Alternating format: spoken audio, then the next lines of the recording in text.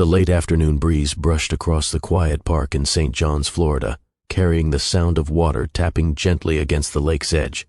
Families were scattered across the field, but Irwin's world had shrunk to a single moment, so small, so fragile, and yet powerful enough to make his knees unsteady. He stood frozen, holding a crying toddler who had wandered dangerously close to the lake.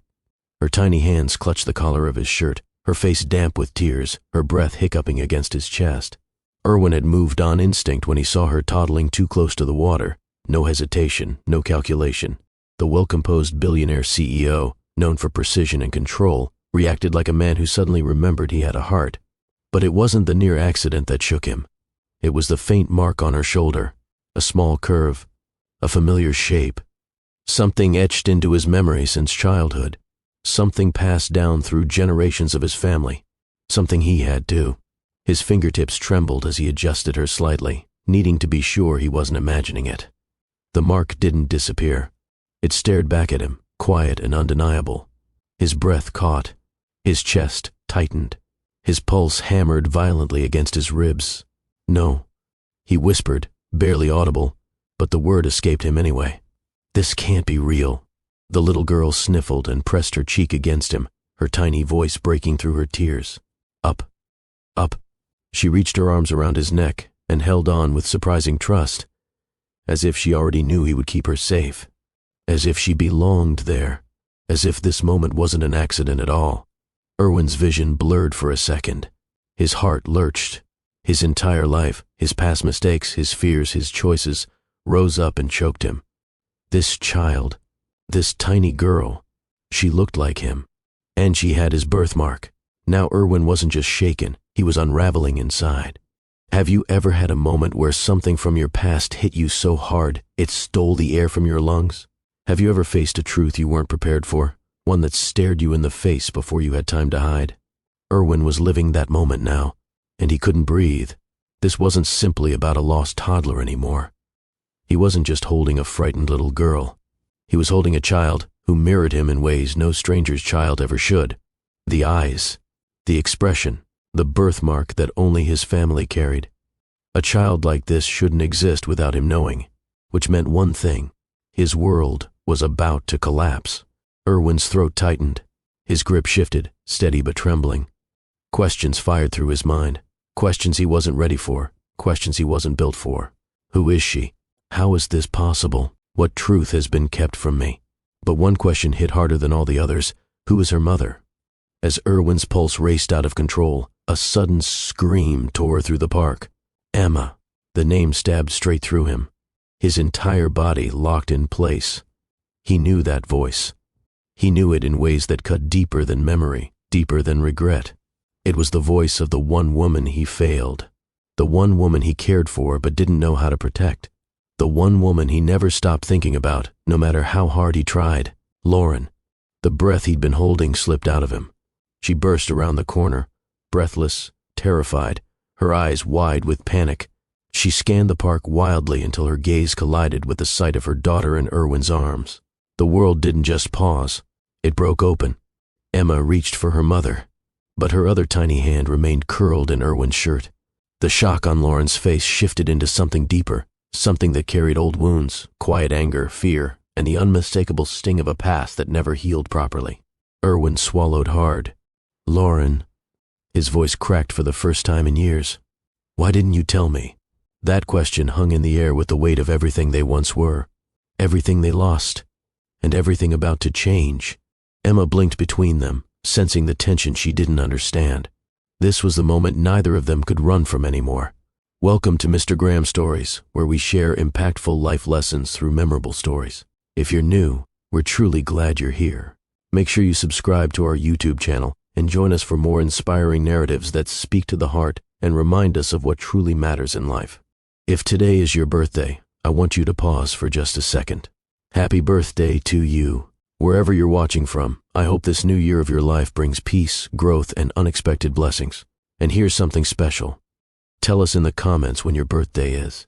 Not just the month. Tell us the exact day. Someone reading the comments might share the same birthday as you. Before we move deeper into this story, please like this video and comment where you're watching from. It helps YouTube push this story out to more wonderful viewers like you. The world around them didn't move. Not the strollers in the distance, not the joggers on the trail, not even the breeze through the trees. It was as if the entire park held its breath, waiting to see what would happen next. Lauren stepped closer, slow, cautious, her arms stretched out toward Emma. Fear clung to her expression, mixed with something harsher, tighter, something that had nothing to do with the near accident and everything to do with the man holding her daughter. "Give her to me," Lauren said softly, though her voice trembled beneath the surface. Erwin shifted his hands automatically, adjusting his hold on Emma, but hesitation locked his arms in place. He wasn't trying to keep the child away from her. His body simply refused to move. His mind refused to move. Every part of him felt trapped between the past and a truth he didn't know how to face. "I didn't, Lauren. I just saw her near the water," he said, voice cracking more than he intended. "She almost—" He swallowed hard. "I couldn't let her fall in." "I know," she replied, quick and defensive, as if she didn't want gratitude to soften anything. "I'm not angry about that. Just give her to me, please." But Emma wasn't ready to let go. Her small fingers tightened around Erwin's shirt, her cheek pressing deeper against his chest. A quiet whimper escaped her lips, and she turned her face away from Lauren, as if she'd found the safest place in the world and didn't want to leave it. Lauren froze. Erwin froze. The air between them thickened with something old, something bruised, something unresolved. "Emma," Lauren whispered, voice breaking. "Come to Mommy." Emma peeked up briefly, eyes wet and confused, then buried herself against Erwin again. Lauren's shoulders lowered in defeat. Erwin's heart twisted painfully. He had no right to feel the way he felt, not this protective, not this shaken, not this connected to a child he had only held for a few minutes. But something inside him knew, in a way words couldn't explain, that this moment wasn't random. He finally forced himself to extend Emma toward her mother, and Lauren gently pulled the toddler into her arms. Emma went unwillingly, reaching back toward Erwin even as Lauren held her tight. That movement, those small fingers stretching toward him, stabbed into Erwin's chest like a memory that didn't exist but somehow belonged to him. Lauren noticed. Her eyes widened for a split second before she masked it with composure. "I didn't expect to see you here," she said stiffly, rocking Emma slightly to soothe her. "I didn't expect—" Erwin paused, running a hand through his hair. "Any of this." He wasn't choosing his words. He couldn't. Every sentence fought against the panic still crawling up his spine. He didn't want to accuse her. He wasn't even sure what he believed yet. He only knew that the mark on Emma's shoulder had ripped open a truth he wasn't emotionally prepared for. "Lauren, what's going on?" he asked, barely above a whisper. Her eyes flickered with caution. "Nothing that concerns you." "That's not fair." He took a slow breath, grounding himself. "I'm not trying to fight you." "Then what are you trying to do, Erwin?" Her voice wasn't loud, but it cut with precision. "Because the only thing I need right now is to take my daughter home." "Your daughter," he repeated quietly, his throat tightening. "Right." Lauren winced, so small, so quick, but he saw it. He didn't miss anything right now. Every detail hit like a punch. "I didn't mean it like—" He stopped himself. Words were failing him, slipping out wrong, tilted, tangled. I need to understand something." "There's nothing to understand." "Lauren, please." The word came out unsteady, desperate. Not the tone of a CEO, not the tone of a man used to control, the tone of someone lost. She blinked, once slowly, because that wasn't a version of him she'd seen before. Not even when they were together. "You're shaking," she murmured, almost involuntarily. He didn't deny it.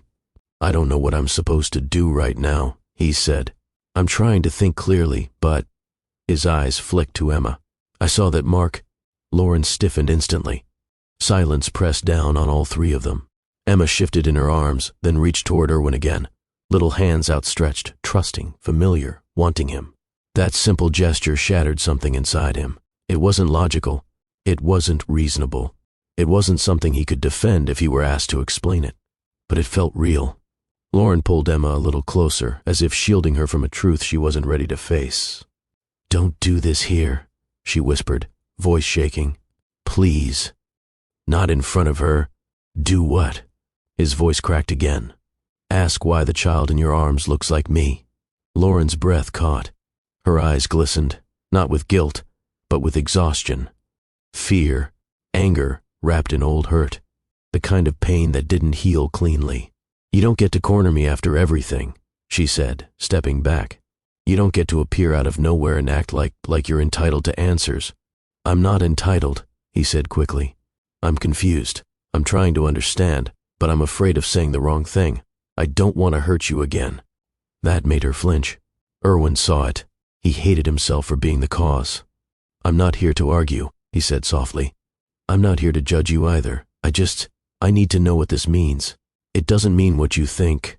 "Then tell me what it means." Lauren's arms tightened around Emma. Emma's fingers stretched toward him again. Emotional whiplash. Lauren fought it. Erwin felt it. The divide between them widened and closed at the same time.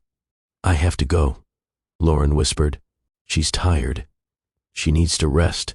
"Lauren, don't." Her voice trembled. "Please, just don't." She turned away, holding Emma close, walking with hurried steps that betrayed just how shaken she truly was. Erwin didn't follow. His body wouldn't move. He stood frozen in the same spot, staring at the space she left behind, every part of him buzzing with questions that had no place to land. A truth he wasn't ready for had just grabbed him by the throat, and the one person who could explain it was walking away. Again, the park faded behind Erwin as he stood alone, but his mind refused to remain in the present. The moment Lauren walked away with Emma, her arms wrapped tight around the child, her face a storm of fear and guarded sorrow, something inside him cracked open and dragged him backward in time. The breeze against his skin felt colder, thinner, as if it carried the echo of a life he once almost had. For the first time in years, Erwin couldn't breathe past the memory of her. It came long before the arguments, long before the silence, long before the night everything fell apart. He remembered standing outside a cafe in Jacksonville, waiting for Lauren after their third date. She walked out laughing at something the barista said, sunlight catching her face, and Erwin, who rarely reacted to anything, felt strangely unsteady, not overwhelmed, not infatuated, just aware that she made him feel something he couldn't describe, something warm, inconvenient, unfamiliar. She greeted him with a smile so natural it made him wonder when he had last seen someone offer joy without hesitation. "You're early," she teased. "Or were you afraid I'd ditch you?" He had looked away then, pretending to adjust his sleeve. "I'm never afraid," he said, though the truth was he had felt the faintest flutter of worry. Not that she wouldn't come, but that she would, and he wouldn't know how to be enough. That was always his secret fear. Lauren didn't know that. She only saw the polished man who moved through the world without breaking a sweat, but she also saw his quiet moments, the small pauses, the rare smiles, the way he listened without trying to impress her. She saw the softness he didn't show anyone else. Those early days were effortless in a way neither expected. They weren't perfect, but they were real. Erwin could hear her laugh even now. It echoed through the memory like a melody he'd forgotten the tune of. And yet, that same memory carried the shadow of how it all ended. Erwin knew it the night he brought her to his family's home for a charity dinner. He had been so proud, so quietly, subtly proud, to introduce her to them. Not because she fit into his world, but because she didn't. He admired her strength, her independence, her conviction. He liked that she challenged him, questioned him, made him think beyond the rigid boundaries of his upbringing. But his family didn't see any of that. He remembered the moment clearly. Lauren stood beside him in the foyer, hands clasped politely, wearing a soft dress she'd bought on sale after working an extra shift. She was nervous but excited, hopeful in a way that made his chest feel tight. His mother approached first, offering a smile that didn't reach her eyes. "So this is Lauren," she said. "Erwin mentioned you work several jobs?" Lauren had replied with grace. "Just 2 at the moment." His father raised an eyebrow, unimpressed.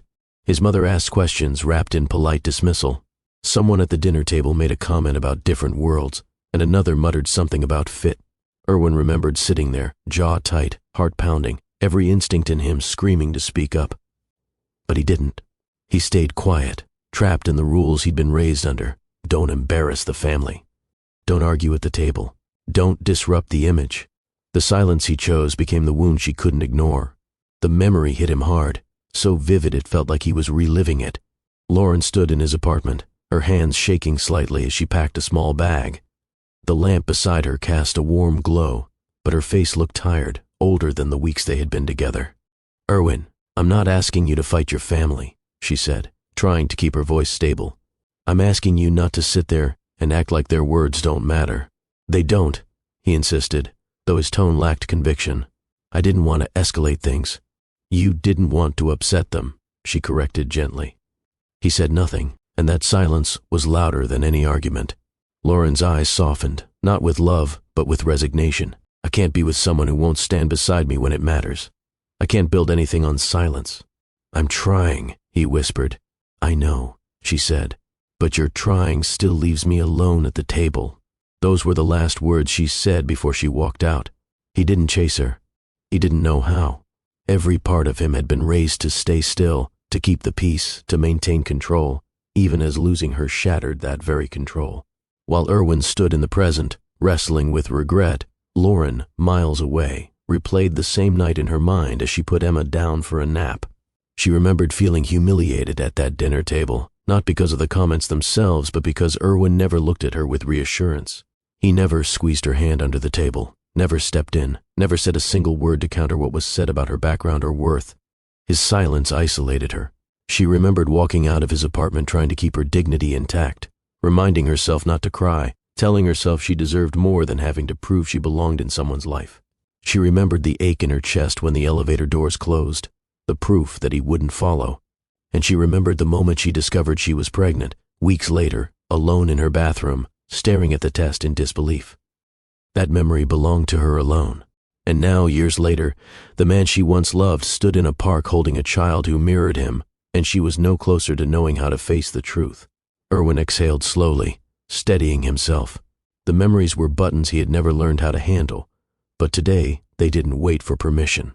Lauren's face as she walked away with Emma still burned in his mind. Fear, anger, a wound reopening. He hadn't fixed anything.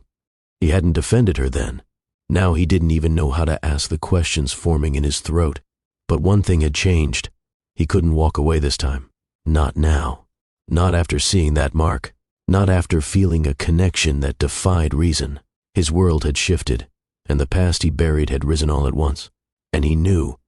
The next time he saw Lauren, nothing between them would be the same. Long before Erwin ever became a memory she tried to bury, long before Emma came into her life with her bright smile and stubborn little spirit, Lauren lived in a world held together by grit, humor, and the quiet strength passed down through her family. Her childhood home wasn't grand. It wasn't quiet. It wasn't polished. But it was steady. Her mother, a woman who worked hard enough for 2 lifetimes, kept a simple rule in their home. We don't quit. We adjust. It wasn't just a motto. It was a survival strategy. Lauren learned early that life didn't pause for anyone. Bills didn't wait. Work didn't wait. Challenges didn't wait. But quitting was never an option, not in her house. There was always a way forward, even if that meant changing direction, sacrificing comfort, or starting over. She didn't grow up with luxury, but she grew up with clarity. Work hard. Stand tall. Protect your dignity. Don't expect the world to hand you anything. These values shaped her long before Erwin ever stepped into her life. Lauren didn't choose a packed schedule because she loved being tired. She chose it because she wanted freedom. Financial freedom, emotional freedom, life freedom. After graduating from college with a degree that cost more than she earned in a year, she found herself in the same position as many young adults, a stack of loan payments and no safety net. So she created her own. During the day, she worked as an administrative assistant at a local firm in Jacksonville. She was the kind of employee who never missed deadlines, the one people relied on when things got overwhelming. She listened, organized, handled chaos with humor instead of complaints. Then at night, while everyone else unwound, she changed into a black uniform and tied her hair into a neat bun for catering shifts. Weddings, corporate events, banquets, she carried trays, balanced drinks, memorized seating arrangements, and perfected the art of staying pleasant even when her feet cramped. On weekends, when exhaustion begged her to slow down, she picked up event assistant jobs to keep extra money flowing. It wasn't glamorous, but it was steady. Her coworkers admired her. Her supervisors trusted her. Her friends wondered how she stayed optimistic despite the pace of her life. The truth was simple. Lauren never wanted to depend on anyone. Not emotionally, not financially, not for stability. She wanted to build a life she could stand on without fear of it collapsing.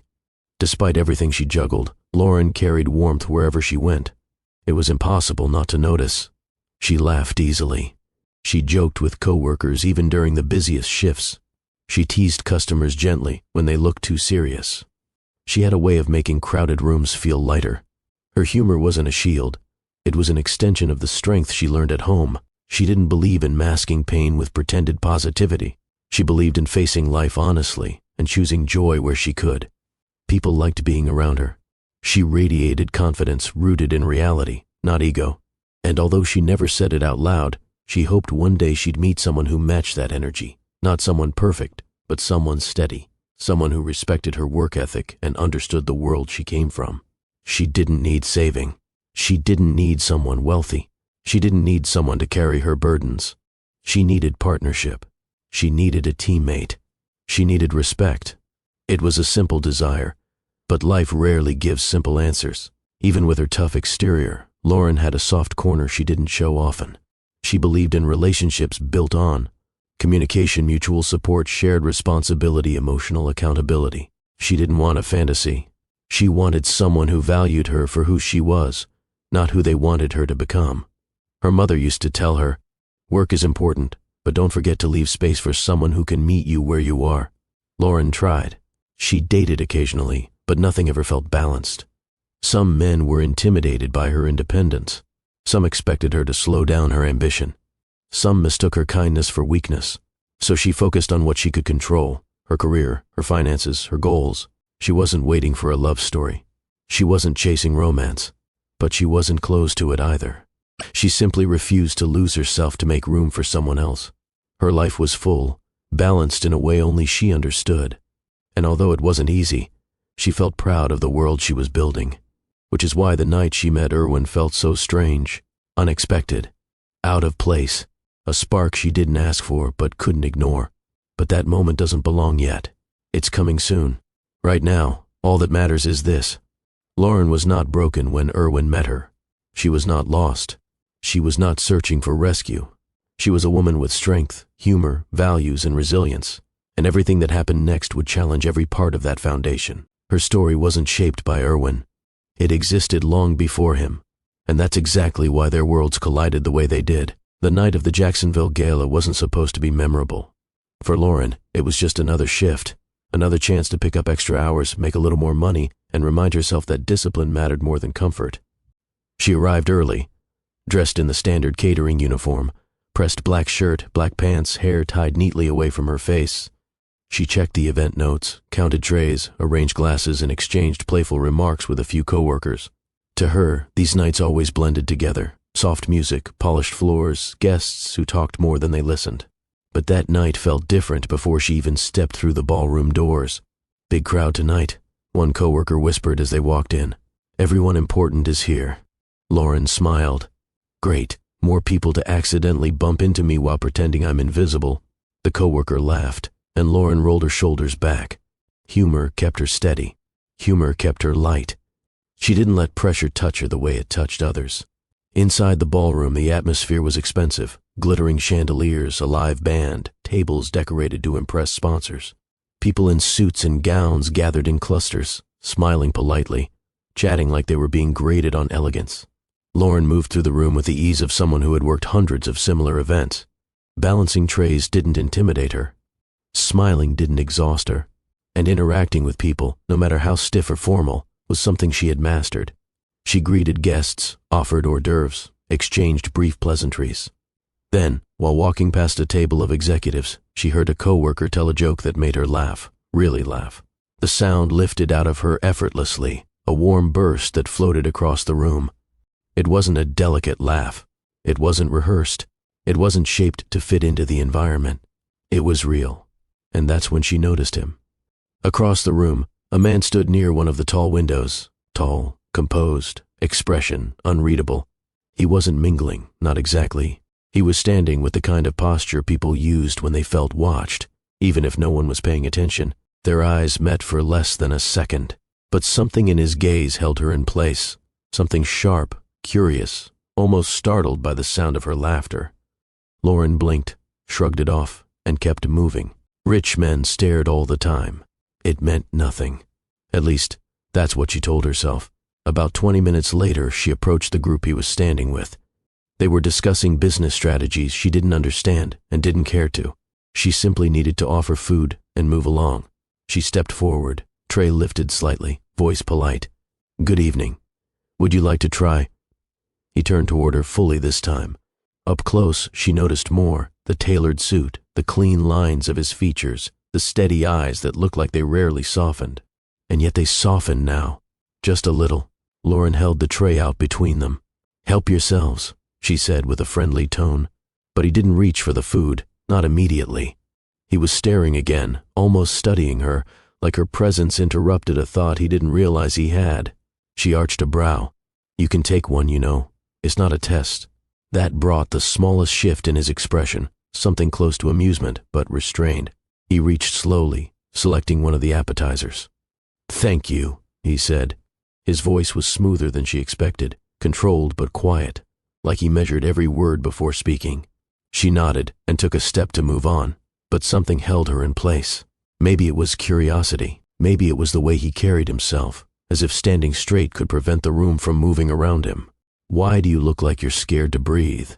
she asked before she could stop herself. He blinked, startled. Lauren smirked. "You're standing so stiff I'm afraid if someone bumps into you you'll shatter." His mouth opened slightly, barely, but enough for her to recognize genuine surprise. No one talked to him like that. She could see it immediately. His silence made the whole moment even funnier to her. "Relax," she added lightly. "You're at a gala, not defending the nation." One of the executives beside him coughed awkwardly, unsure whether to laugh or pretend he didn't hear her. Lauren kept moving, but not before she caught the faintest sound behind her, a small exhale that might have been a laugh he was fighting to contain. As the evening went on, she continued working, but she felt his gaze more than once. It wasn't intrusive. It wasn't unsettling. It was curious. Every time she turned, he was watching her with the same expression, calm, reserved, yet undeniably focused. She wasn't used to that. People looked at her all the time, but their intentions were transparent. With Erwin, it didn't feel like that. It felt like he was trying to understand something he couldn't explain. When she passed by again, he stepped slightly into her path, not blocking, just close enough for her to pause. "You're different from everyone here," he said quietly, as if it was an observation he couldn't help but share. She lifted her chin. "Is that your way of saying I don't fit in?" He shook his head quickly. "No, not at all." He hesitated, then added, "It's refreshing." Lauren raised a brow, intrigued despite herself. "You know, compliments sound less like accidents when people deliver them intentionally." He stared at her for a moment, longer than polite, and she watched something in his expression shift. Not attraction, not admiration. Something gentler, something deeper. She had disrupted something in him without trying, and he had no idea what to do with that. Before she could respond, one of her coworkers called her name from across the room. Lauren stepped back. "Enjoy the rest of your night, sir." She turned and walked away. Erwin didn't move for several seconds. He stayed rooted exactly where she left him, watching her disappear into the crowd, realizing he had just experienced a feeling he couldn't categorize. A feeling that didn't align with his upbringing, his expectations, or the orderly life he lived. A spark that shouldn't have existed. A spark he couldn't ignore. Erwin never expected to see her again after the gala. Lauren assumed the same. In her world, men in expensive suits didn't circle back to the catering staff. Their paths crossed because of work, nothing more. But Erwin didn't return to his usual life easily after that night. Something lingered. The sound of her laugh. The way she spoke without fear. The way she disrupted his composure without insulting him. The way she didn't treat him like a title or an accomplishment. For a man who lived in a world shaped by formality and silent expectations, she left a mark he didn't know how to shake off. So when he reached out to the catering company a week later, asking for the name of the woman who worked the gala, even he didn't recognize the version of himself doing it. Lauren nearly dropped her phone when she received the unexpected message, "This is Erwin, from last week's event. I'd like to take you to coffee, if you're open to it." She stared at the text for a full minute. Her coworker laughed. "Girl, you broke a billionaire by teasing his posture. That's impressive." Lauren rolled her eyes. "I didn't break him. I just startled him." "That's worse," her friend replied. "Rich men don't get startled." Lauren didn't respond right away, not because she wasn't interested, but because interest wasn't enough for her. She had responsibilities, dreams, and a pace of life that didn't leave much room for men who couldn't keep up. But something about Erwin stayed with her, something quietly sincere beneath all the control he carried. So she said yes. They met at a small cafe near the river, neutral ground, nothing fancy. Lauren arrived before him, sipping water while reminding herself not to overthink anything. When Erwin walked in, he didn't scan the room like someone used to attention. He looked directly at her, almost relieved to see she hadn't changed her mind. "You came," he said softly as he sat down. "You invited me," she replied with a small smile. The conversation felt awkward at first, not because they didn't like each other, but because their worlds didn't share many similarities. She talked about working 2 jobs. He talked about managing a company. She teased him for speaking like he was addressing a board meeting. He tried, and failed, not to look flustered. But slowly, something shifted. Lauren asked him real questions, not about money or status, but about his childhood, his interests, what made him choose his career path. And Erwin realized he had no practice answering questions that didn't revolve around performance. He found himself confessing small truths. "I read a lot, but mostly in private. I don't attend many events unless I have to. I'm trying to learn how to relax, but I'm not very good at it." Lauren laughed. "I can tell." He blinked, confused. She grinned. "You sit like someone placed a book on your head when you were 5 and told you it could never fall off." Erwin exhaled, a sound dangerously close to a laugh. No one ever made him laugh like that. No one ever tried. Coffee turned into dinner the following week. Dinner turned into a walk through the city the week after. Lauren learned quickly that Erwin wasn't cold. He was cautious. He didn't know how to express what he felt, but he listened deeply. He remembered everything she said, every detail, every preference, every small story. He surprised her often. He ordered her favorite drink without asking. He learned which nights she worked late and sent encouraging messages. He asked about her mother, her goals, her plans for the future. There was nothing grand or flashy about his gestures. He showed care in steady, deliberate ways. Lauren didn't fall quickly, but she fell genuinely. Erwin, on the other hand, fell silently, quietly, in a way that made him study her as if she were a language he wanted to learn fluently. One night, as they sat on a bench overlooking the river, Lauren shared a memory about her upbringing. "Growing up, we didn't have much, but we had pride. My mom refused to let us feel small, even when life tried to make us feel that way." Erwin listened, his eyes softer than usual. "She sounds strong," he said. "She is," Lauren replied. "She taught me to stand tall, even when the world looks down." Something shifted in Erwin's expression, not pity, not admiration, but recognition. A quiet understanding crossed between them. "I didn't grow up with that," he said quietly. "I grew up with rules, expectations, awards, everything, except emotion." Lauren tilted her head, studying him. "So what made you reach out to me?" He looked at her for a long moment, then said the truest thing he'd ever admitted. "You felt real." Lauren wasn't someone who flustered easily, but that answer disarmed her. It was the most honest thing he had said. That was the moment her guard lowered. As the weeks passed, the connection between them deepened, not through dramatic moments but through quiet, consistent presence. Erwin showed her sides of himself he didn't show anyone. The way he paused when overwhelmed.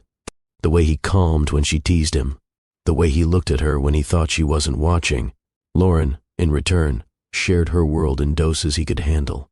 Her sense of humor, her work stories, her vulnerability, shown only when trust was earned. There were gentle touches, hands brushing, a light touch on her back as they walked, moments when he leaned closer without realizing it. Nothing rushed, nothing forced. It was a slow burn, one that neither expected, one that didn't fit into the worlds either of them came from.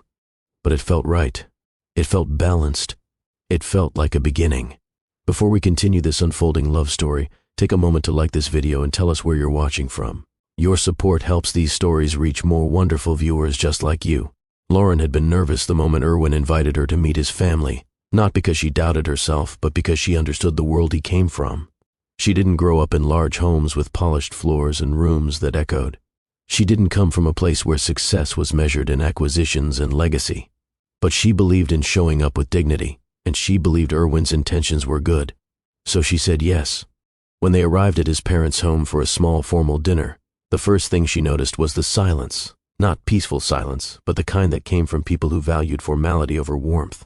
Erwin stood slightly straighter than usual, his expression composed in a way she had only seen around strangers.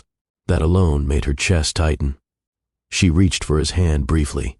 He squeezed back, but even that gesture felt rehearsed. A housekeeper opened the door, and Lauren stepped into a space that smelled of polished wood, old money, and expectations. Erwin's parents entered with poised smiles. "Mother, Father," Erwin said gently, "this is Lauren." Lauren stepped forward, offering a respectful nod. "It's nice to meet you both. Thank you for having me." His mother's gaze dropped to Lauren's attire, a simple but elegant dress she had worked overtime to afford. Her lips curled so subtly, Lauren wondered if she imagined it. "Welcome," his mother said. "Erwin tells us you work quite a bit." Lauren matched the woman's tone with grace. "Yes, I do," his father added. "2 jobs, isn't it? That must be exhausting." Lauren smiled politely. "It's honest work. I enjoy staying productive." Erwin shifted uncomfortably at his father's tone. Lauren noticed. Dinner was served in a dining room large enough to seat 20, though only 4 chairs were filled. The table looked more formal than anything Lauren had ever sat at. Multiple forks, fragile glassware, folded napkins that resembled artwork. She sat beside Erwin. She could feel him trying to ease the tension, trying to frame her in the best light, trying to navigate a world where he'd never needed to bridge perspectives before. But his family made no effort.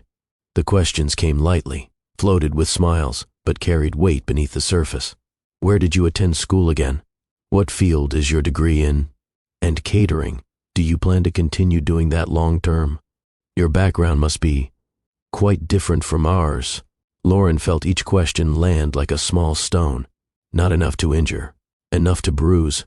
She answered calmly, respectfully, never lowering herself, never raising her voice. She refused to shrink, but what pierced her wasn't their tone. It was Erwin's silence.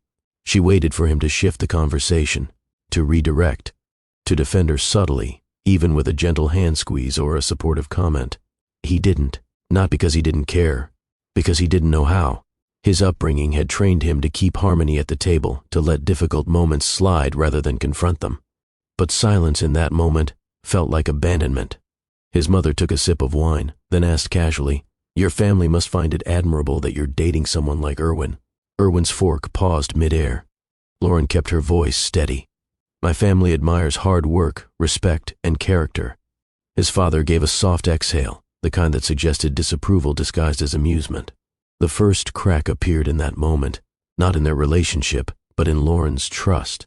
She saw the way Erwin swallowed hard but still said nothing. She saw how he shifted his gaze downward, choosing composure over confrontation. She saw the man she cared about choosing silence again. The rest of dinner blurred together. She stayed polite, dignified, gracious, because her mother raised her to never lose herself in the presence of people who tried to make her feel small. But inside, she felt pieces shifting, pieces unraveling in ways she didn't want to admit. As they prepared to leave, Erwin's mother touched his arm lightly. "She seems sweet," she said, "but different worlds don't always blend well." Her eyes slid to Lauren briefly. Something tightened in Lauren's chest. Erwin muttered, "Good night, Mother," and ushered Lauren out the door. But the damage had settled long before they stepped outside. When they reached the car, Lauren didn't speak immediately. Erwin opened her door, but she paused before getting in. "Are you okay?" he asked softly. She nodded once, but the look in her eyes said everything he wasn't brave enough to ask. She got into the car. He closed the door. And as he walked around to the driver's side, the distance between them felt heavier than it had all night. Inside the car, neither spoke. Lauren stared out the window. Erwin gripped the steering wheel tighter than he realized. The silence between them, the same silence he grew up learning to use, was now the thing tearing open the first fracture in their fragile bond. The night wasn't loud, but something broke quietly, and neither of them knew how to fix it. The drive back to Erwin's apartment was quiet, too quiet. Lauren wasn't the type to stew in silence. She spoke her mind when something mattered. But tonight she wasn't just upset, she was wounded in a way she didn't want to expose.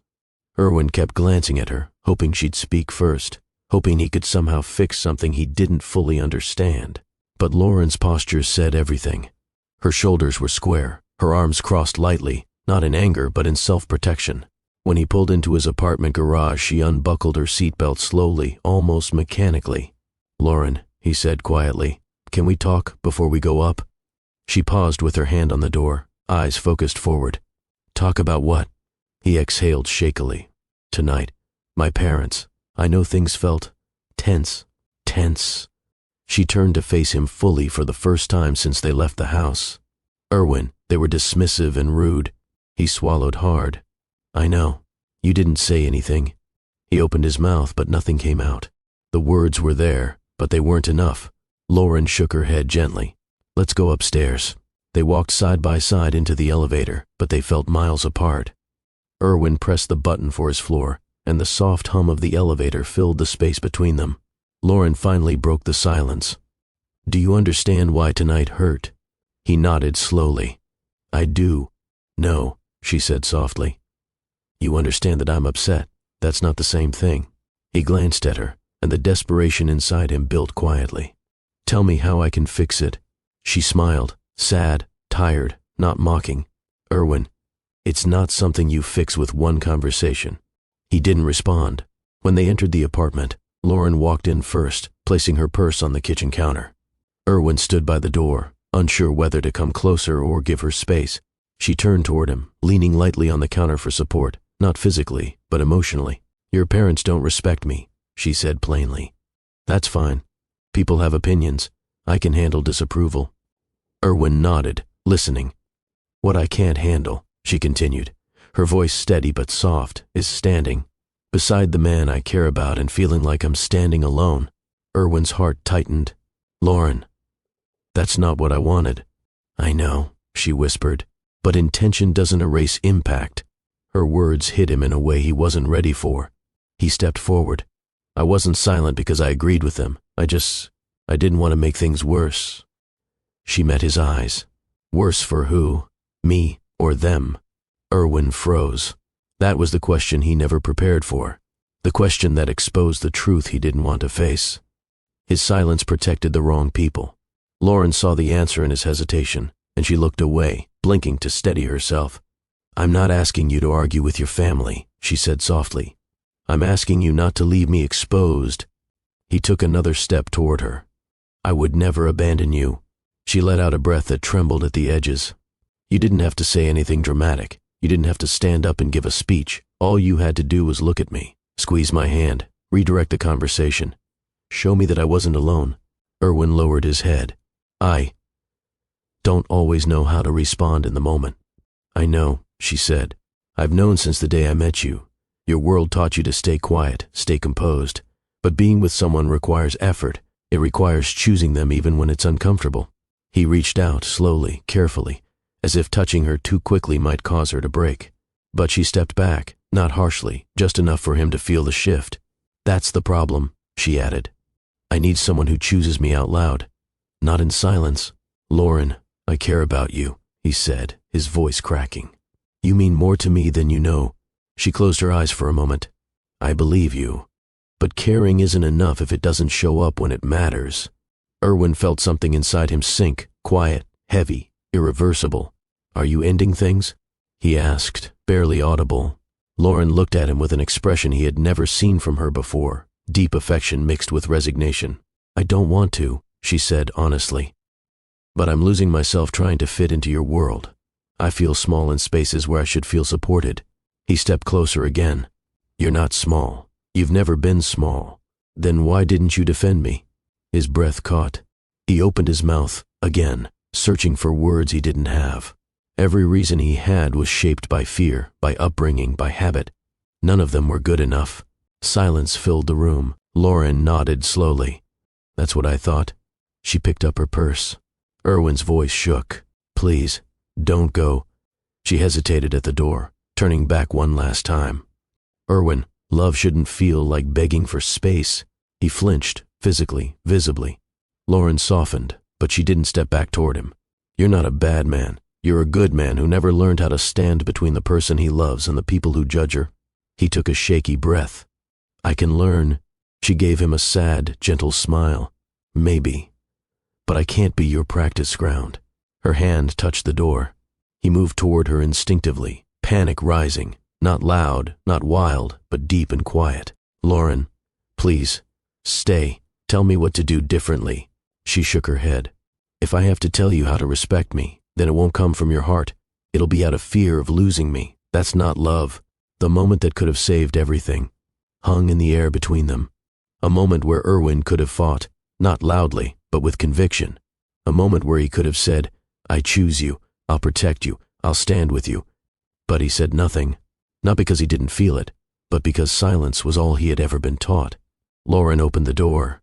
Erwin whispered, "Don't go." She met his eyes one last time. "I already did." And then she was gone. The quiet in the apartment didn't just settle, it consumed. Erwin stood in the middle of the room, hand frozen mid-air, breath shaking, heart collapsing in on itself. This was the moment that broke them. Not with shouting, not with betrayal, but with silence. And too late, Erwin finally understood. Silence is a choice, one he would regret for years. When Lauren walked out of Erwin's apartment that night, her chest felt tight, but her steps were steady. She didn't run.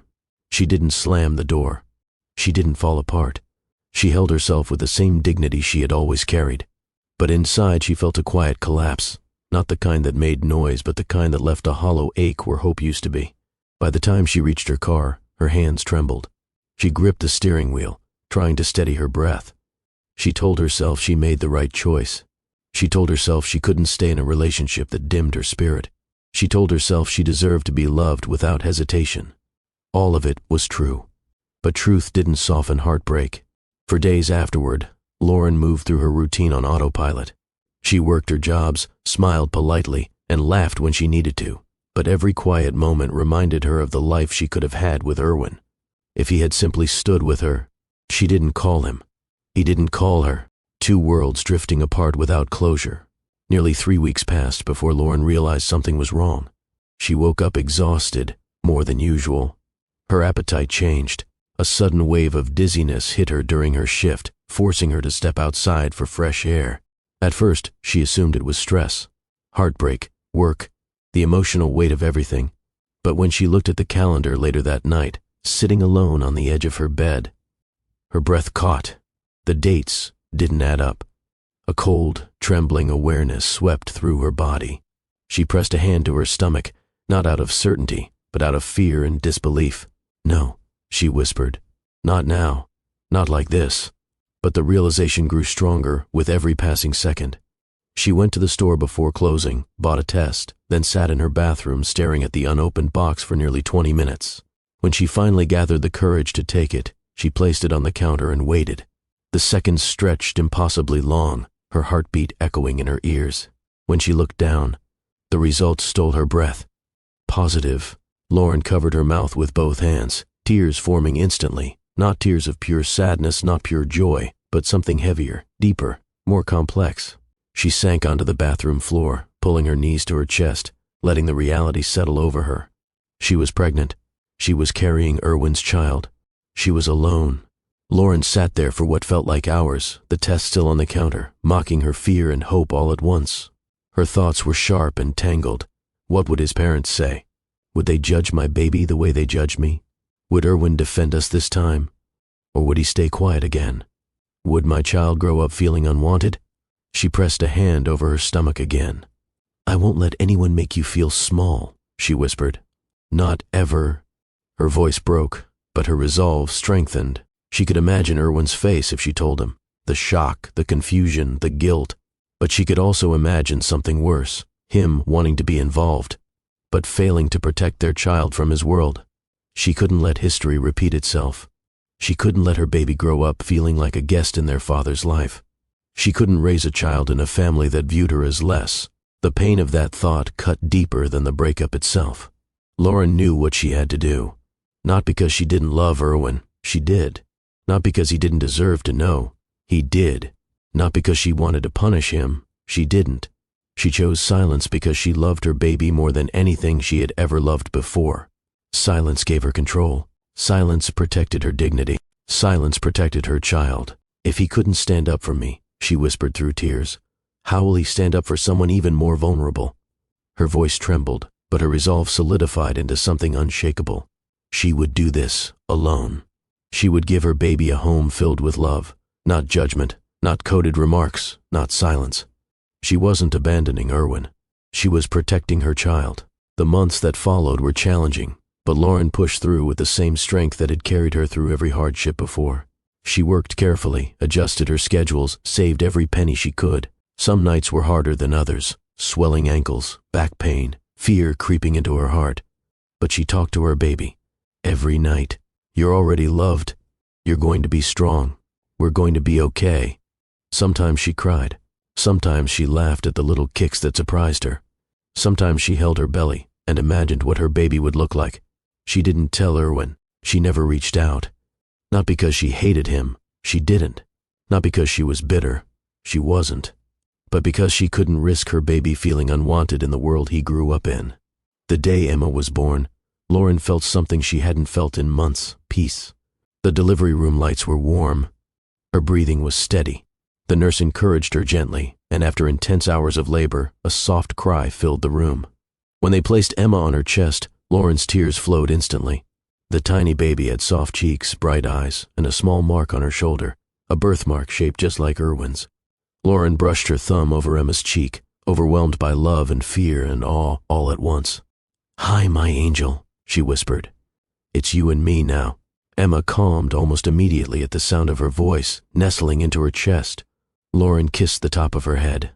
"I don't know what the future holds, but you will grow in love. I promise you that." She held Emma tightly, a promise forming, a bond sealed, and deep in her heart, she prayed no one from Erwin's world would ever hurt her daughter the way they had hurt her. In that moment, she didn't know that one day Erwin would stand in a park, holding the same child, trembling from the truth he wasn't ready to face. She didn't know that silence would eventually collide with fate. But she knew this. Emma deserved a world built on love, not fear. And Lauren vowed to give her exactly that. Motherhood didn't arrive gently. It arrived with weight, responsibility, joy, fear, sleepless nights, and the kind of love that breaks open a new part of you. Lauren learned that within the first week of bringing Emma home. The apartment felt smaller now, but warmer.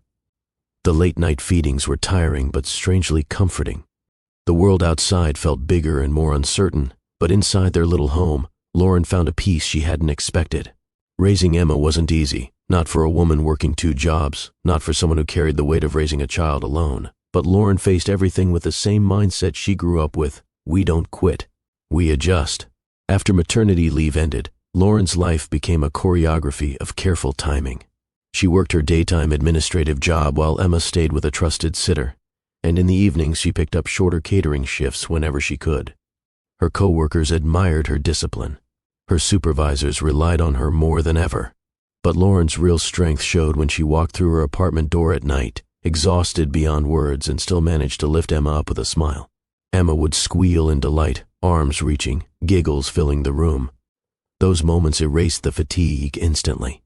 Lauren often whispered to Emma during bedtime feedings, "It's you and me, baby girl. We're a team." Some nights, she fell asleep still wearing her work clothes, Emma curled on her chest.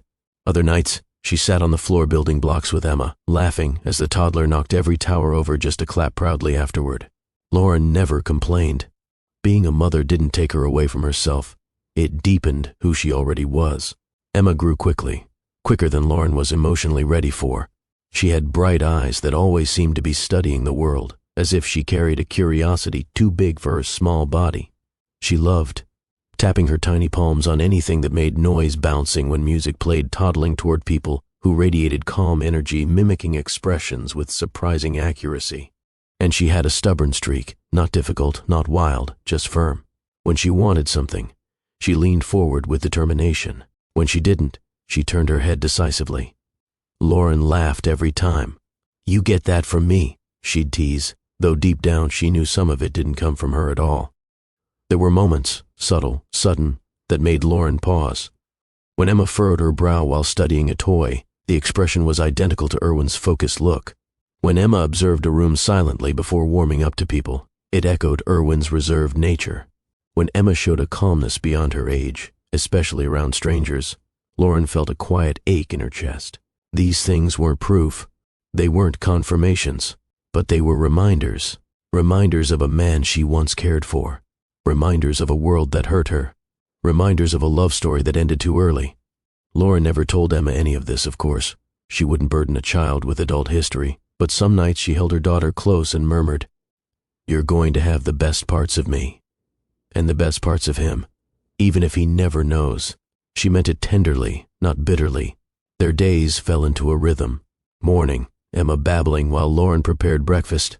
Sippy cups falling, cereal scattered, small hands patting her knee for attention. Midday, Lauren at work, checking her phone during her break to see pictures sent by the sitter. Pictures of Emma smiling, drooling, or proudly showing a toy. Evening, Lauren singing softly while cooking. Emma toddling around the living room, leaving toys in every corner, both of them dancing to music from Lauren's phone. Night, bubbles in the bathtub, warm pajamas, Emma fighting sleep but losing quickly when Lauren cradled her. One night, Emma placed her tiny palm on Lauren's cheek and held it there, gazing up with calm, bright eyes. Something in that moment made Lauren freeze. It wasn't just affection. It was recognition, something deeper, something inherited.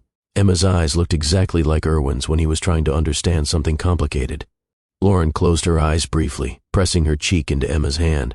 "You're going to be okay," she whispered. "I'll make sure you're always okay." She kissed her daughter's forehead, holding her until she drifted off. There were small victories Lauren cherished. The first time Emma said "Mama," the first time she walked, the first time she danced without losing balance, the first time Lauren saw pure joy on her daughter's face. These moments reminded her that despite the exhaustion, despite the financial strain, despite the loneliness, she had created something beautiful, something that brought her purpose every day.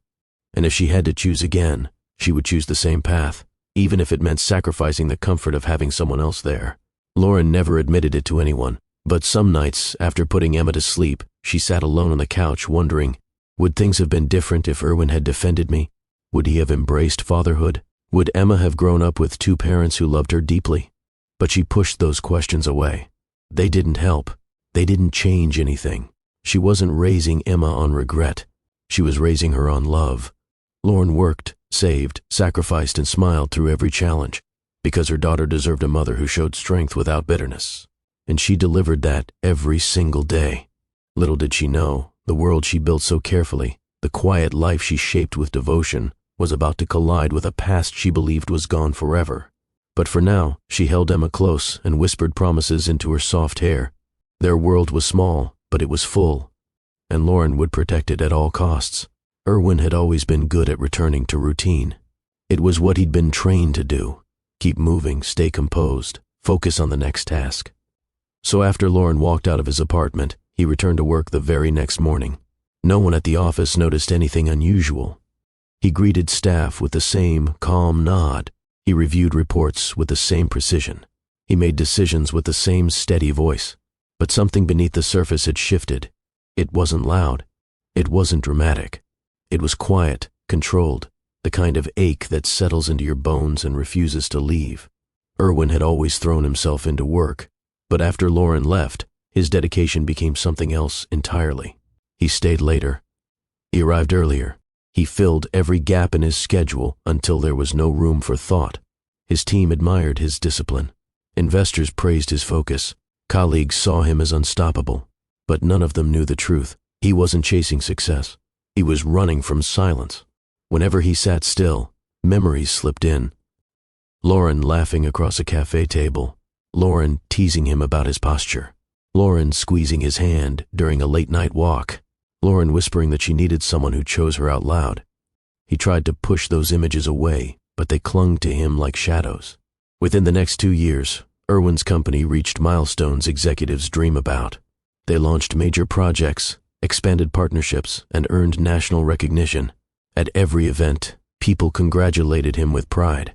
"You've outdone yourself again. You're building a legacy. You must feel proud." He smiled politely, thanked them, and accepted every handshake. But when he returned to his penthouse at night, he walked into a space that echoed. Success didn't comfort him. Quiet didn't soothe him. Luxury didn't warm the air. He realized something he had never admitted even to himself. He had built a life that looked impressive from the outside but felt empty on the inside. People encouraged Erwin to start dating again. You're too young to be alone forever. You need someone who understands your world.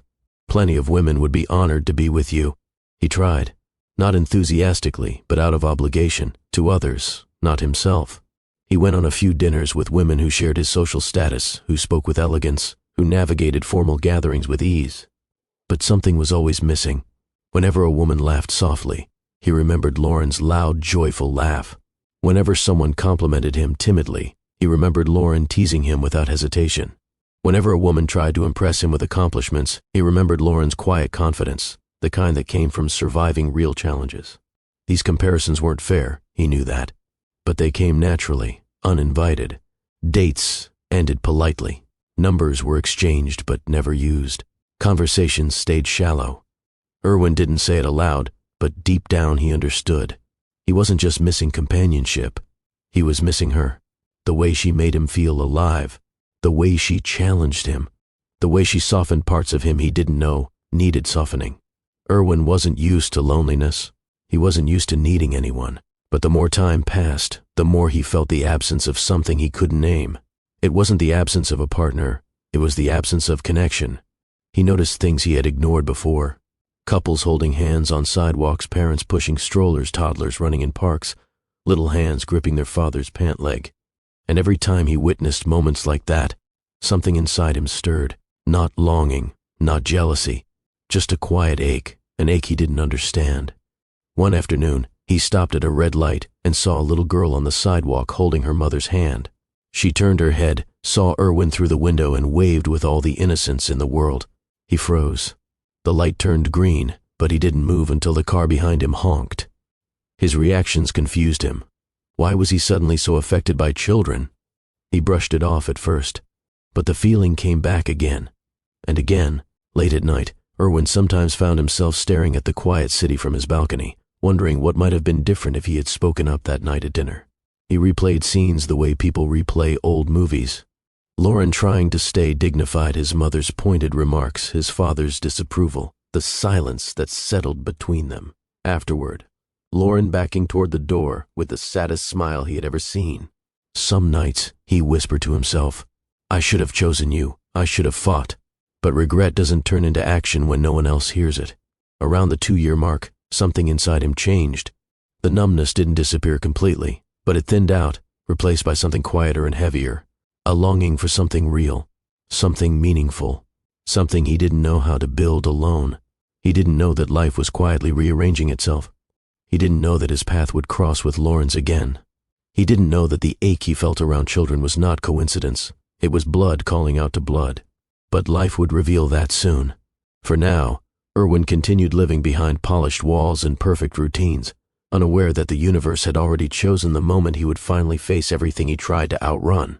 And that moment was coming faster than he realized. St. John's Park was one of the few places where Lauren felt she could breathe. The open field, shaded benches and steady breeze gave her a brief escape from work, bills, and responsibilities. And for Emma, the park was magic, a world big enough for exploration, but small enough for Lauren to watch her every move. This morning felt calm. Emma toddled ahead holding a small snack container, pausing every few steps to look at birds, point at leaves, or babble proudly at squirrels that refused to come close. Lauren smiled, taking in the sight. "Slow down, little explorer. Mama's legs aren't as fast as yours." Emma giggled and lifted her arms halfway, a gesture Lauren recognized. "I know, you want up again. But you said you were a big girl today." Emma resumed toddling, happily distracted by the grass brushing her shoes. Lauren followed closely, stretched thin yet grateful. After a long week of double shifts, she cherished these peaceful moments more than anything. At the far end of the park, tents and tables were set up. People in business attire mingled among volunteers arranging boxes of supplies. There were banners, tables lined with donation bins, and a small stage for speakers. Lauren kept her distance at first. Events like this were usually for companies and donors. Emma, however, was fascinated by the balloons tied near the tents.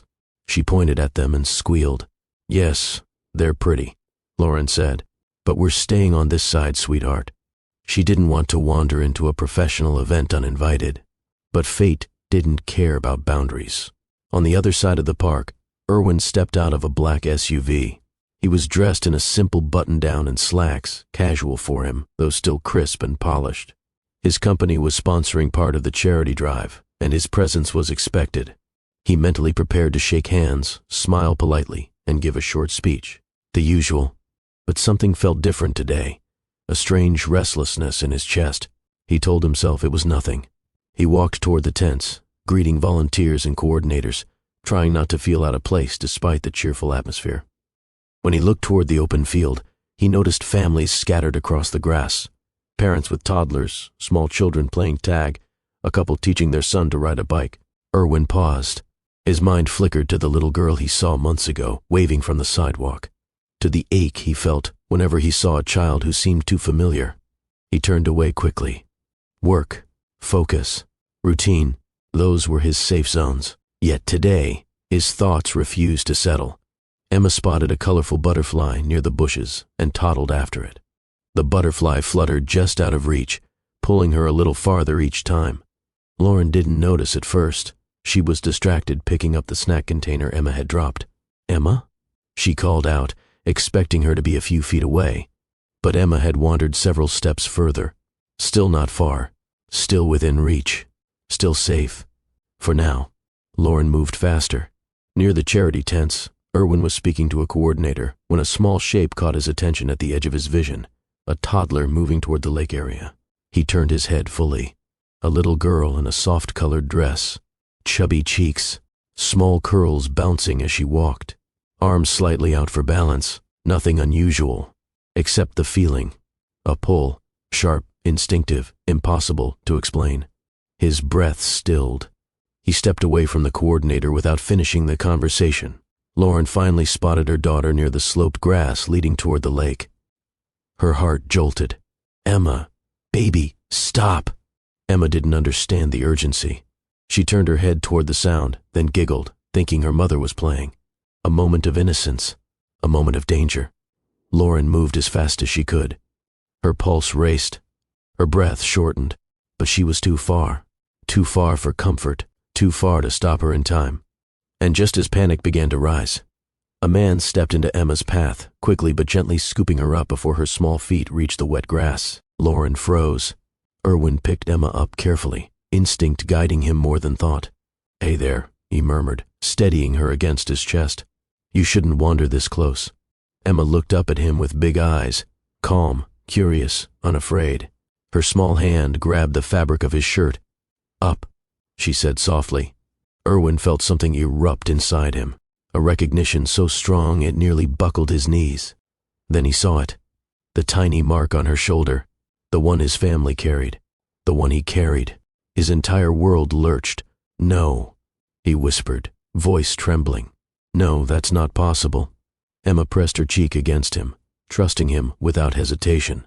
Erwin's throat tightened, his chest constricted. His grip adjusted instinctively to support her better. His mind barely registered the sound of hurried footsteps until Lauren's voice cut through the air, sharp with terror. "Emma." Lauren reached them in seconds, breathless, her heart pounding out of her chest. She grabbed Emma into her arms, holding her close with trembling hands. Then she looked up, and her entire body went still.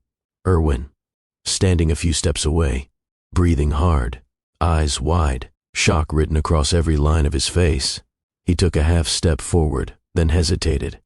"Lauren," he said, voice shaking, "why didn't you tell me?" The words hit her like cold water.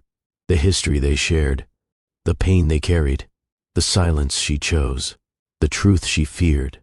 All of it rose between them in one silent, devastating second. Lauren held Emma tighter. Her voice cracked. "This wasn't how you were supposed to find out." Erwin stared at Emma, at her face, her posture, the birthmark he couldn't unsee. Everything he had ignored, everything he had buried, everything he had lost, came crashing down. The world didn't just shift, it broke open. Before we continue this powerful moment, take a second to like this video and comment what city you're watching from. Your engagement helps us bring more stories your way. Emma was still in Lauren's arms when Erwin spoke again, voice trembling, eyes locked on the child who had changed everything with a single moment. "Lauren, please," he said, stepping closer but not enough to invade her space. "Tell me what's going on. Tell me the truth." Lauren's breath caught. She wasn't afraid. She was overwhelmed. Years of silence were collapsing all at once. Emma shifted, resting her head on Lauren's shoulder, thumb in her mouth, unaware of the emotional storm surrounding her. Lauren swallowed, her heartbeat loud in her ears.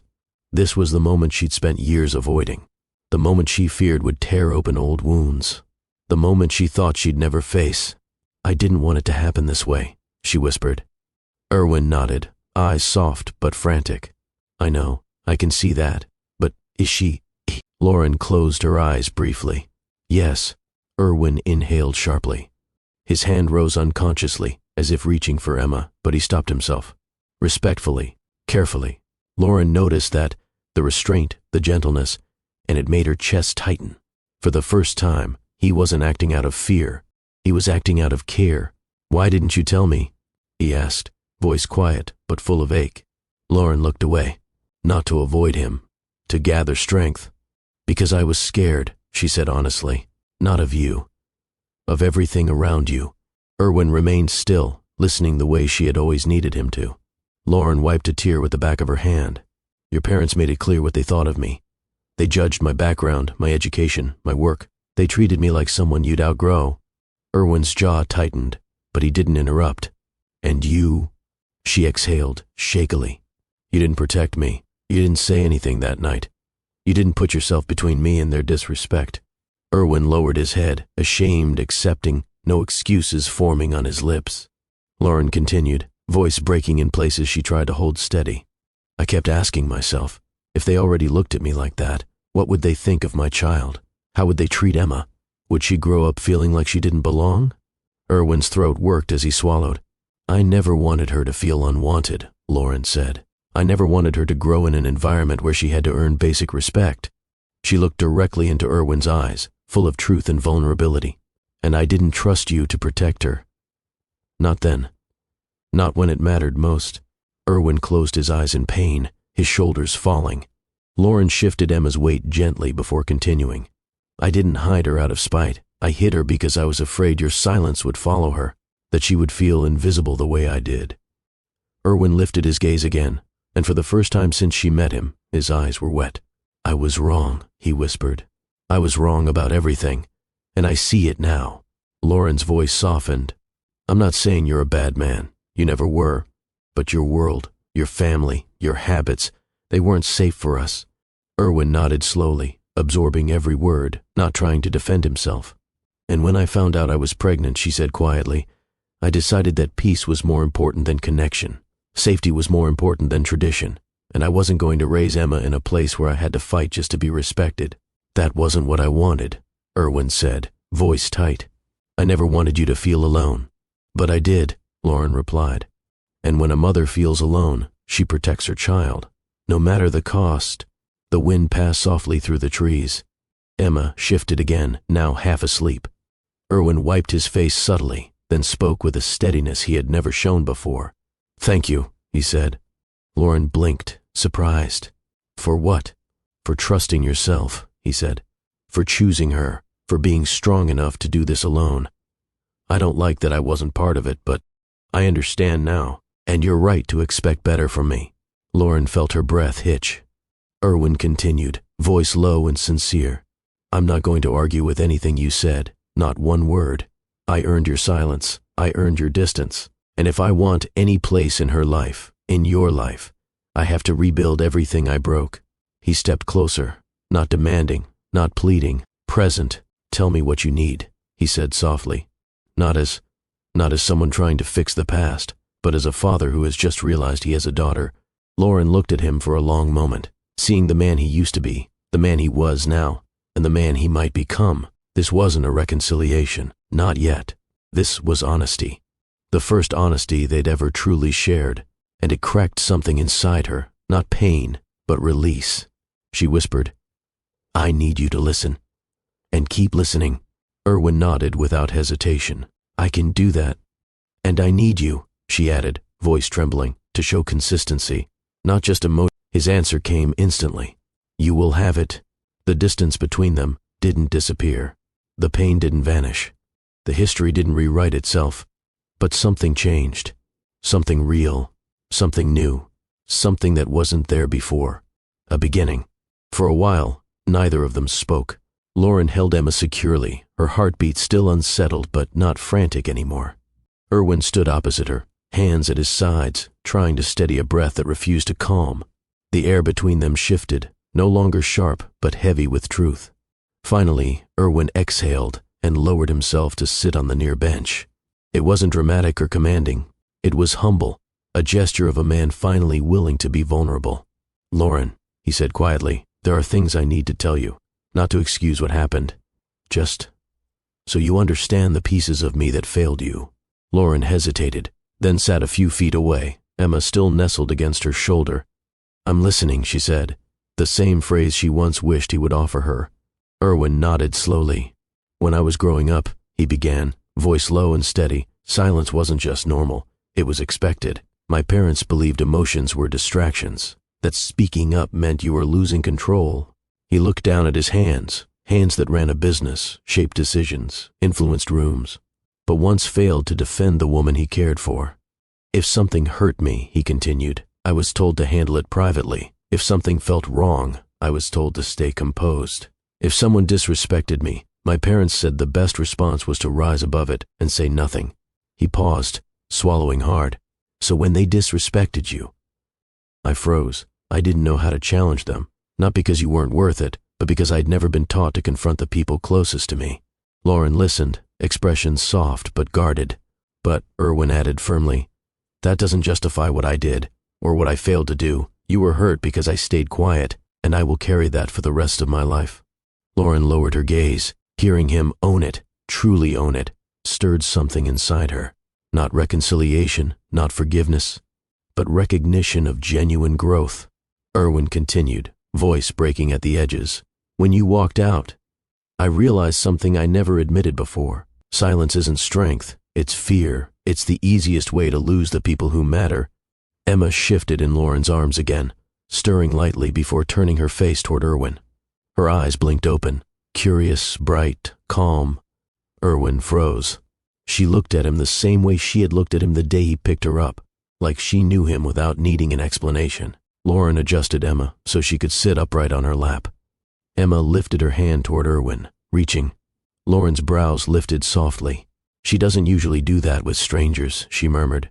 Erwin felt his heart crack open, a quiet, profound breaking. "She knows," he whispered, staring at the little hand extended toward him. "Somehow, she knows." Lauren hesitated, then gently shifted Emma closer. Erwin didn't touch her immediately. He waited for permission. Lauren saw it, the difference between the man he was then and the man he was becoming. "You can hold her," she said softly. Erwin's breath caught. He reached forward slowly, carefully, uncertainly, as if she were the most delicate thing he had ever touched. Lauren guided Emma into his arms, and the moment her small body rested against him, Erwin's entire posture changed. He held her like she was something sacred, something precious, something he had missed without knowing. Emma studied him with wide eyes, then pressed her small hand to his cheek. Erwin inhaled sharply, stunned by the contact. Lauren watched, her heart tightening. "She does that when she feels safe," Lauren said quietly. Erwin's voice trembled. "Safe? With me?" Lauren nodded once. Emma giggled softly, tapping his cheek again.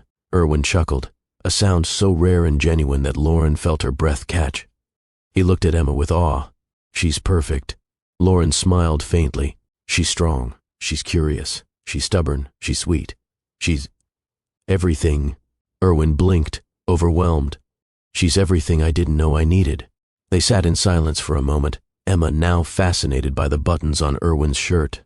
Erwin glanced at Lauren. "I missed so much." Lauren's expression softened, but her voice remained steady. "You did, but missing the past doesn't mean you can't show up now. Consistently, presently, patiently." Erwin nodded with conviction. "I will. I will show up for her in every way I failed to show up for you." Lauren's throat tightened. "This isn't about me anymore." Erwin looked deeply at her. "It is, because the way I treat her will always reflect the way I treat you. You're her mother. If I respect her, I must respect you. That's the foundation." The honesty in his voice pulled at her heart in ways she wasn't ready for. Erwin glanced down at Emma again, who had now leaned her head against his chest. His voice softened. I never thought I'd be a father. I never thought I would deserve something like this." Lauren gently corrected him. "It's not about deserving, it's about responsibility and heart." He nodded. "Then I will build both, even if it takes time." Erwin's chest rose and fell slowly as he settled Emma more securely in his arms. His voice dropped to a quiet confession. "Lauren, I want to be better, not just for Emma, for myself, for who I should have been when I had you." Lauren exhaled, tears gathering in her eyes. Not from pain this time, from release. "You're doing better," she whispered. "Right now. This is different." Erwin shook his head slightly, his voice gaining strength. "Different isn't enough. I want to rebuild the parts of myself that were broken long before you came into my life. I want Emma to grow up seeing a man who speaks up, who stands firm, who loves without silence." Emma babbled softly, patting his chest. Erwin smiled, a real smile, soft and full. "And I want her to know," he added, looking at Lauren, "that her mother is the strongest person I've ever known." Lauren's breath hitched. She wasn't used to hearing words like that. Not from him, not from anyone in his world. Erwin held her gaze. No fear, no hesitation, no pride. "I'm not asking for forgiveness," he murmured. "I'm asking for a chance to earn a place, to show you I can be the father she needs, and the man I should have been." Lauren looked at him for a long moment, not deciding, not judging, just feeling. Emma yawned, settling comfortably in Erwin's arms as if she belonged there. And Lauren realized something quietly profound. This was not the man she left years ago. This was someone rebuilding himself piece by piece. Not for her, for their daughter, for truth, for growth, for a future that might finally be possible. Emma had fallen asleep in Erwin's arms, her small cheek pressed against his chest, her breathing soft and rhythmic. Lauren watched them, her daughter curled against a man who was still learning how to hold honesty, responsibility, and love in equal measure. For the first time, Erwin didn't look like the polished CEO who commanded rooms. He looked like a father, humbled, shaken, grateful, and terrified of making another mistake. Lauren stood, adjusting Emma's baby bag over her shoulder. "We should head back," she said softly. "She needs lunch soon." Erwin nodded quickly. "Of course. Let me help." He didn't hand Emma back immediately. Instead, he stood slowly, cradling her as if she were the most precious thing he had ever held, which, for him, she was. They walked toward the parking lot together, quiet but no longer burdened by the same barriers.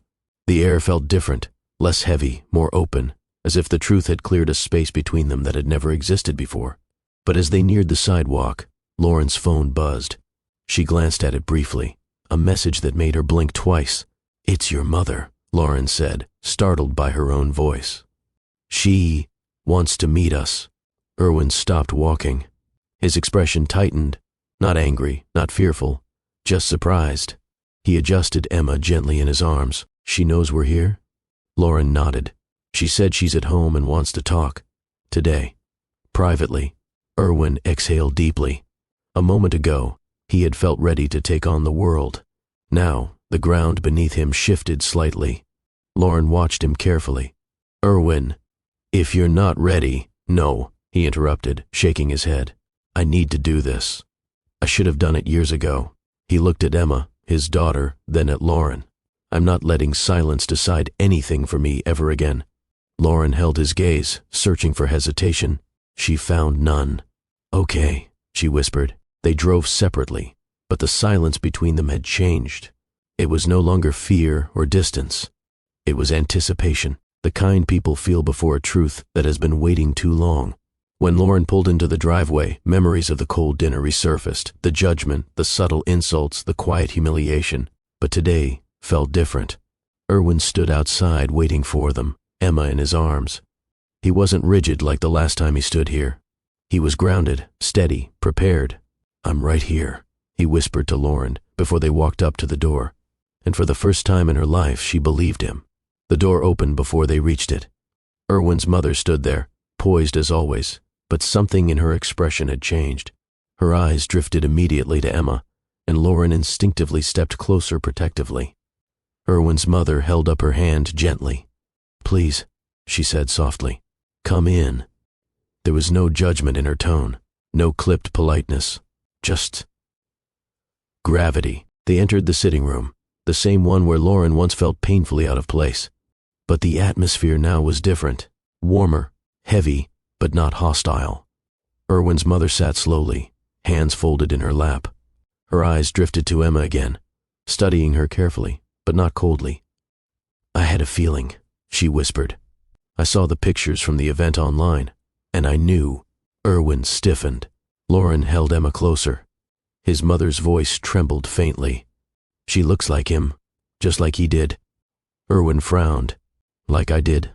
His mother nodded, eyes distant. "When you were a baby, before everything changed." Lauren and Erwin exchanged a confused glance. "What do you mean?" Erwin asked. His mother inhaled deeply, the kind of breath someone takes before revealing something they've hidden for far too long. "There's something I never told you," she said softly, turning to Lauren first. "Something that might explain everything. Not excuse it, but explain it." Lauren remained silent, alert but calm. Erwin's mother looked down at her hands. "When I married into this family, I wasn't accepted, not fully, not openly, not kindly." Erwin stiffened. "Mother, no," she said firmly. "I need to say this. I should have said it years ago." She looked at Lauren, really looked at her. Her eyes softened with a kind of understanding Lauren never expected. "When Erwin was born, I was treated the same way you were." Lauren's breath caught. Erwin's eyes widened. "What?" The comments, the disapproval, the subtle attacks hidden behind civility. She blinked rapidly, steadying her voice. His father's side believed I was beneath their standards. They thought I wasn't polished enough, not cultured enough. Lauren's lips parted. Erwin's mother continued, voice breaking. "I was humiliated in this very room more times than I can count.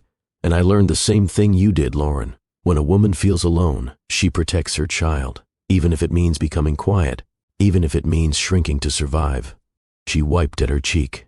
"And because of that, I raised my son to be silent, to avoid conflict, to keep peace, even when it hurt him. I thought I was protecting him, but I was passing down my fear." Erwin stared at her, stunned, hurt, but understanding. Lauren felt her heart soften against her will. Erwin's mother continued, "When I saw how my family treated you, I saw myself, and I hated it, but I didn't stop it, because I was still that scared young woman trying not to be rejected again." She looked at Emma, asleep in Erwin's arms. "When I heard what happened at the park, and that Emma is ours." She paused, voice trembling. "I knew I had to tell you the truth, Erwin. You didn't become emotionally silent because you were cold. You became silent because I showed you silence was survival." Erwin swallowed hard. "Mom." She stood slowly and approached Lauren, not too close, but close enough to show intention. "I'm sorry," she whispered, "for the pain you felt, for the disrespect, for the way my silence became a weapon. I cannot erase the past, but I will not repeat it." Lauren's eyes stung, not with anger, but recognition. Erwin looked from his mother to Lauren, then to Emma. Something inside him shifted, the last piece falling into place. He turned to Lauren, voice steady and full of sincerity. "I want to be in Emma's life," he said. "Not out of obligation, out of love, out of responsibility, out of growth I should have had years ago. And I want to show you, both of you, that silence ends with me." Lauren inhaled sharply, her heart tightening. Erwin took one small step closer. "I don't know what our future looks like," he admitted, "but I want to earn a place in it, patiently, respectfully, consistently." Lauren felt her walls shift, not falling, but softening. "I'm not asking you to take me back," he whispered. "I'm asking you to let me try." Lauren searched his eyes, the man who once failed her, now standing as the man she wished he had been. She nodded, small, cautious, hopeful. "We can start there," she said softly. Erwin exhaled shakily, relief and emotion blending. Emma stirred awake, blinking up at both of them. She reached for Lauren with one hand and rested the other on Erwin's chest. Two parents, one child, a future unwritten, but possible. Before you go, please like this video, comment where you watch from, and subscribe for more powerful, inspiring stories. Your engagement helps bring these stories to more amazing viewers around the world.